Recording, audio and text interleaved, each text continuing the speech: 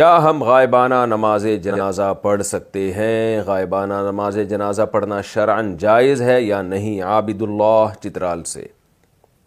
غائبانہ نماز جنازہ ہماری رائے میں جائز نہیں ہے، کیونکہ نبی صلی اللہ علیہ وسلم نے صرف نجاشی کی ایک مرتبہ غائبانہ نماز جنازہ پڑھی ہے، اور یہ نجاشی کی خصوصیت تھی، ورنہ اگر یہ نبی کی سنت ہوتی تو صحابہ اس پر ایک دفعہ تو زندگی میں عمل کرتے نا۔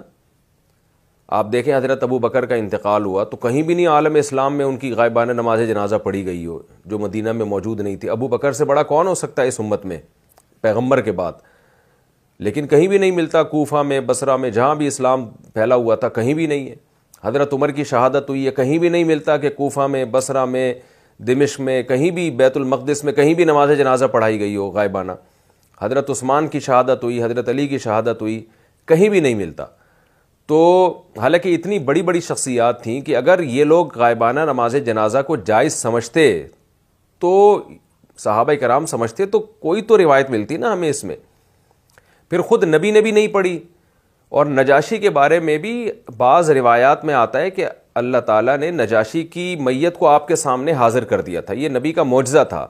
تو یہ روایات اگر یعنی ان روایات سے تائید ہوتی ہے اس بات کی کہ یہ معجزاتی طور پر نجاشی کا جو ہے نا میت آپ صلی اللہ علیہ وسلم کے سامنے حاضر ہو گئی تھی، لہذا وہ غائبانہ رہا ہی نہیں تھا۔ پھر اگر ان روایات کو ہم تائید کے طور پہ سامنے رکھیں تو پھر یہ غائبانہ رہتا نہیں ہے۔